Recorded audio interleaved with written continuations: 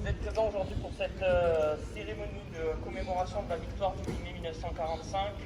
Cérémonie assez particulière sur Fenouillet car nous rendons aussi hommage à une résistante, à Simone Noireau, qui nous a quittés en avril dernier. Je vais donc vous demander de vous recueillir, de rendre un honneur aux morts pour la France. Et pour cela, je vous demande de bien vouloir observer une minute de silence. «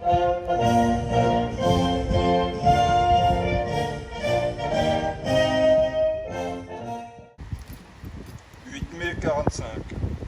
Par deux fois, l'Allemagne a signé sa capitulation sans condition. Pour l'Europe, la délivrance est là. La guerre est finie. Enfin, après tant de souffrance et de désolation, après tant d'espérance et de lutte acharnée, même les épreuves les plus douloureuses ont une fin. Même les tempêtes les plus dévastatrices s'achèvent. Une fois bouleversés, remplit les cœurs. Les drapeaux ornent les fenêtres. Les embrassades se noient dans la liesse populaire. Derrière les larmes de joie, celles de la peine affleurent. Personne n'oublie les villes ruinées, les vies dévastées. Personne n'oublie que l'humanité a payé le plus lourd tribut de son histoire. Notre monde en fut à jamais changé.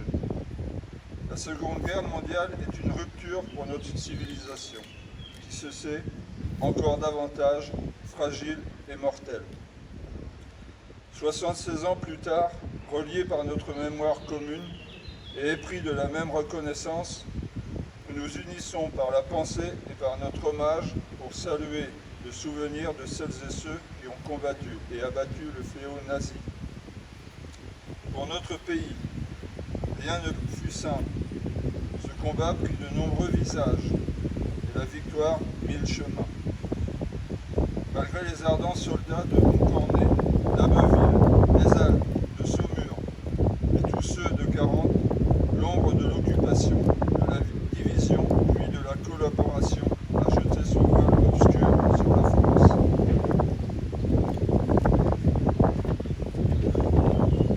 Il y a 80 ans, en 1941, les flambeaux de la résistance brillaient déjà.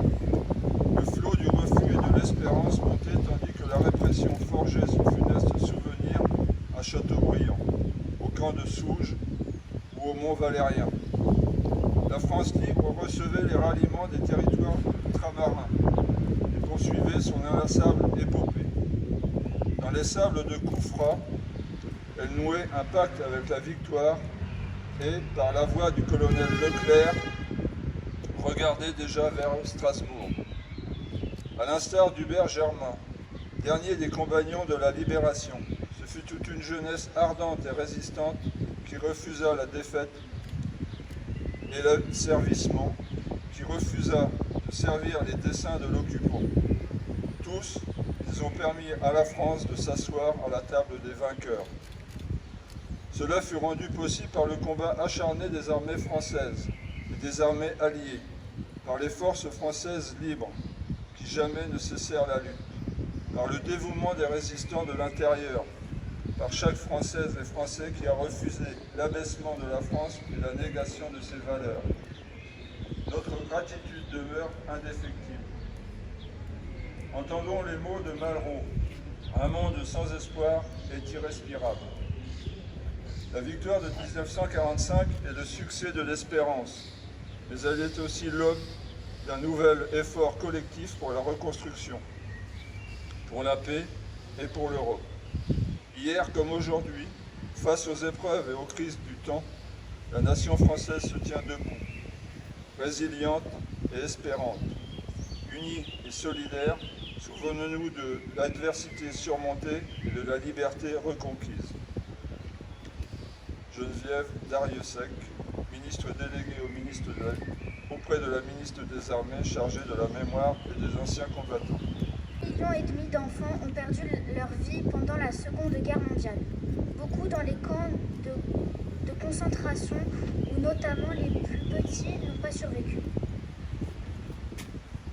C'est de loin la guerre la plus meurtrière pour les enfants. Levé à 3 heures du matin, on recevait une espèce de quart d'une mixture noirâtre et on faisait l'appel jusqu'à 5 heures du mat par des températures qui pouvaient atteindre moins de 30 degrés avec sur le dos une robe rayée et des sabots. C'est pas étonnant si la mortalité était de 80%. Ensuite, on allait travailler au déjeuner une soupe de rutabagas ou de légumes déshydratés. Travailler l'après-midi et on refaisait l'appel et on allait se coucher dans des baraques à 3 ou 4 par lit.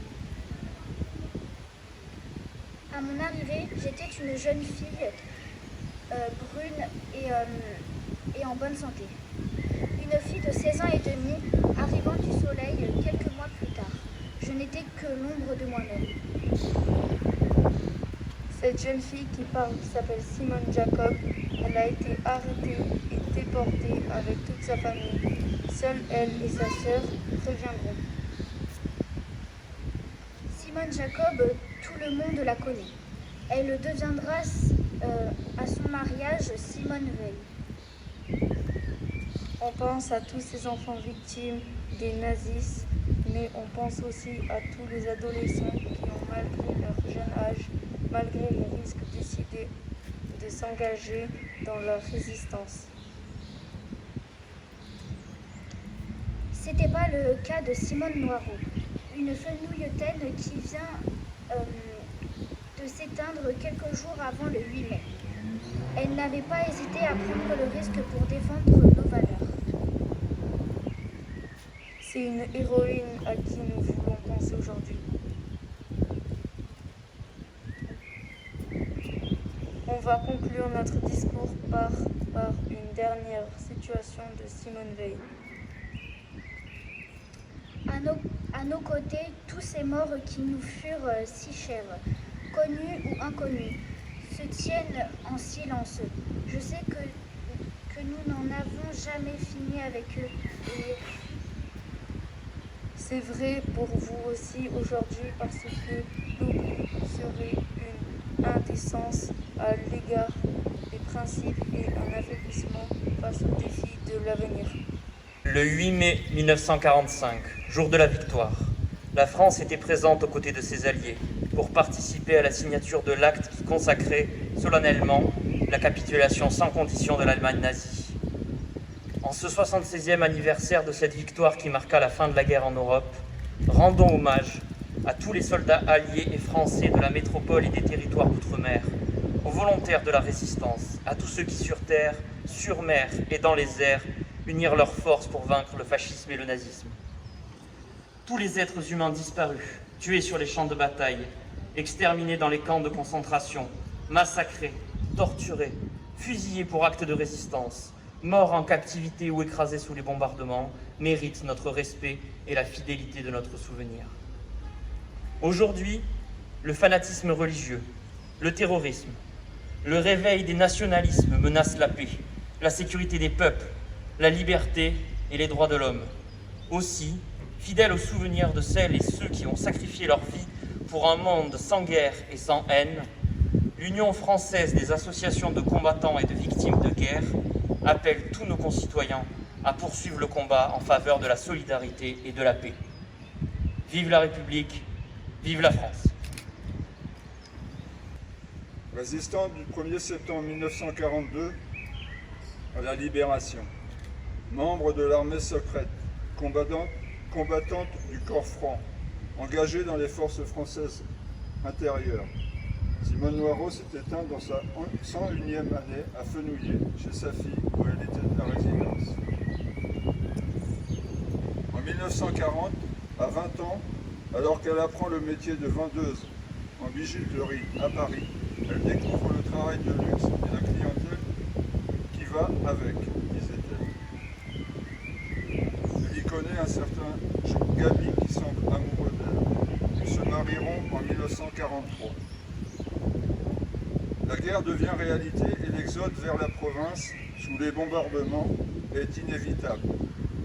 Elle retrouve un groupe d'opposants et commence à distribuer des tracts contre l'occupant allemand et le régime de Pétain. Ce sera le tout premier acte de Simone dans l'opposition. C'est à 22 ans qu'elle quitte toute sa famille, amis, collègues, pour rejoindre Toulouse. Moon est alors agent de liaison. Elle rejoint à pied, en bus, en train, à vélo, les différents groupes et maquis pour les informer des actions qui sont menées en Ariège, Aveyron, Haute-Garonne et Pyrénées, où Gaby avait rejoint le camp de jeunesse d'Argelès-Gazost.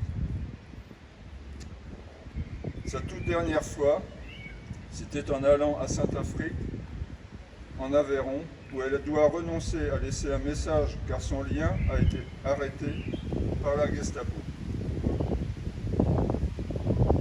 Fichée et recherchée, elle rejoindra le maquis de Caser, où se retrouve Gaby. Ayant rejoint Toulouse au matin du 19 août 1944, les accrochages entre FFI et soldats allemands ont lieu toute la journée. Les Allemands paniquent et aux dépens de 35 FFI qui seront tombés au combat, la résistance a réussi. Le 20 août, la libération est franche et définitive. Quelques années plus tard, ils s'installeront rue des Pyrénées près du pont des Demoiselles, puis rue des Capucines à Gramont dans le quartier de la Roseraie. Simone Noireau, comme Gaby et d'autres, faisaient partie de l'armée de l'ombre, qui ont combattu et cru à la libération de la France. Ils ont lutté, certains ont payé de leur vie contre la barbarie et le nazisme. Nous leur devons la liberté et le sens de l'engagement. Grâce à eux, nous vivons dans un pays libre, respectueux des droits de l'homme. Ils nous lèguent en héritage l'exemple d'un combat pour l'égalité des hommes et la solidarité entre eux. Il faut tout garder en mémoire, rester vigilant quand la fragilité des droits fondamentaux. Merci à Simone de nous avoir montré l'exemple.